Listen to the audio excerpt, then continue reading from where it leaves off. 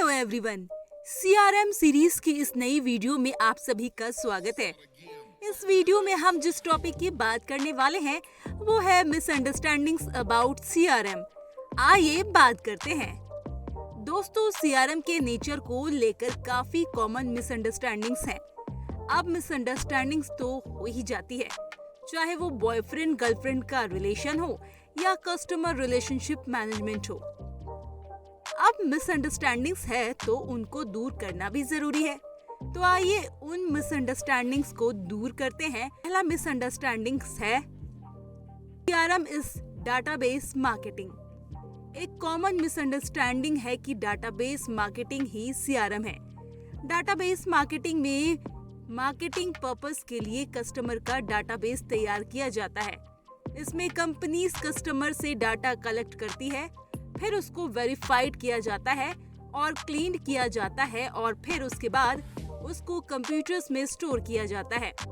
देखिए, database collect करना CRM का पार्ट जरूर है, पर सीआरएम डिफरेंट है। स्कोप के मामले में सीआरएम काफी वाइडर होता है डाटाबेस मार्केटिंग के कंपैरिजन में। यानी डाटाबेस सीआरएम के प्रोसेस का पार्ट है, पर सीआरएम में और काफी चीज परफॉर्म होती है। और वो चीज क्या क्या है, इसको हम सीआरएम की पिछली 1 लाख वीडियोस में 2 लाख बार डिस्कस कर चुके हैं। तो कहने का मतलब है कि डाटाबेस मार्केटिंग और सीआरएम दोनों में डाटा के बेस पे वर्क होता है, लेकिन दोनों डिफरेंट चीज है। यानी जो मिसअंडरस्टैंडिंग है CRM is database marketing. Next misunderstanding की सीआरएम इज मार्केटिंग प्रोसेस। देखिए, सीआरएम में मार्केटिंग का मिनिमम रोल है, लेकिन सीआरएम और एक्सपेक्ट नहीं है।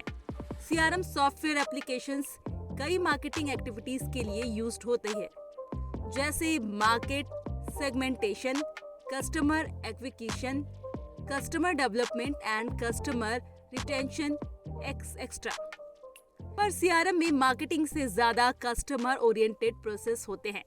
हाँ, मार्केटिंग भी जरूरी है और वो सीआरएम में इन्वॉल्व भी है, बट सीआरएम में कस्टमर के डाटा को स्टोर करना, उसको एनालाइज करना, उनके बेसिस पे अपने प्रोडक्ट्स को डेवलप करना और कस्टमर को रिटेन करने जैसी चीजों पे फोकस होता है। तो यहाँ ये क्लियर हो जाती है कि सीआरएम सिर्फ एक मार्केटिंग प्रोसेस नहीं है, बल्कि more than a marketing process है। नेक्स्ट मिसअंडरस्टैंडिंग है CRM is an IT issue. Many CRM implementation IT की इनिशिएटिव होती है। आईटी का मतलब इंफॉर्मेशन टेक्नोलॉजी से है। यानी सीआरएम के कई स्टेप्स और सॉल्यूशन को देख के ऐसा लगता है कि ये पूरा इट बेस्ड है, इट का ही है, पर इसको पूरी तरह आईटी से जोड़ना सही नहीं है। जो ये समझते हैं कि CRM is all about IT, तो ये कुछ ऐसी बात ही हो गई कि gardening is all about spade यानी कुदाल, या फिर ये जाए कि art is all about paint brush.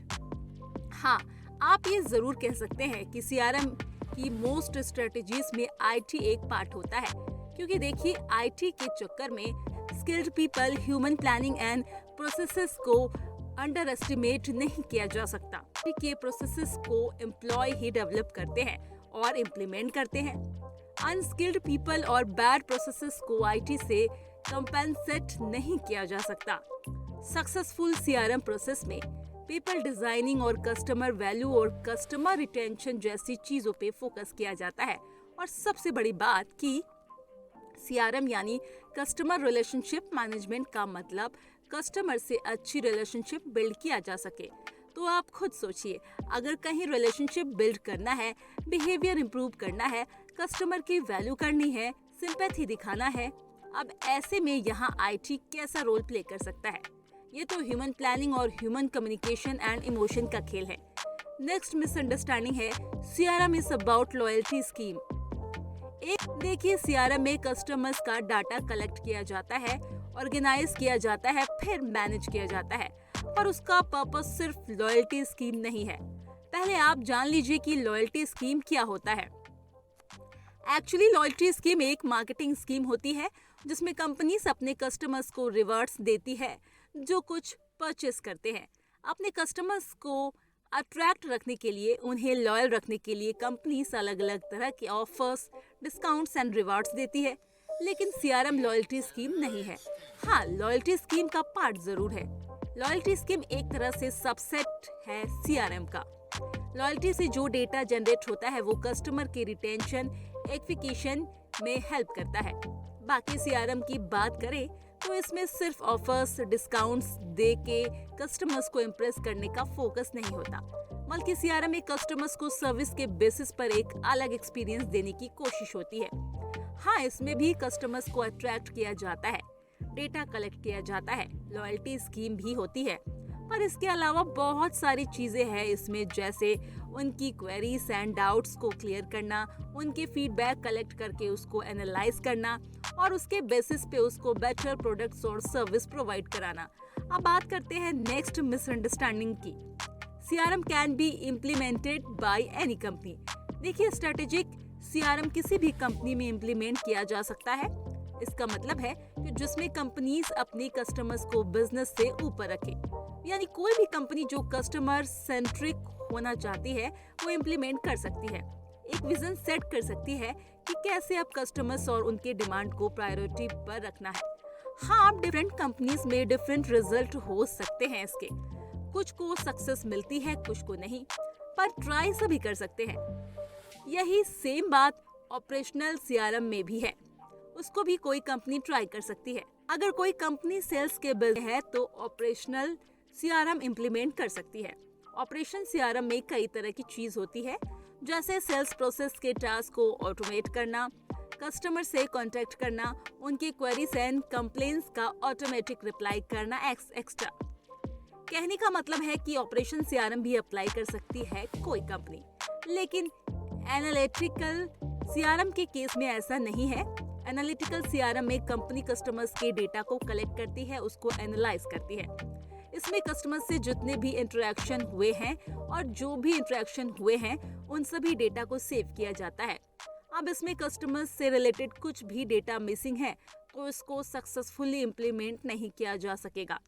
तो अब सभी सेक्टर्स और सभी टाइप की कंपनीज कस्टमर से हुए इंटरेक्शंस को एज अ डेटा सेव नहीं करती। हर टाइप की कंपनीज के पास कस्टमर्स के इंटरेक्शन का डेटा अवेलेबल भी नहीं होता।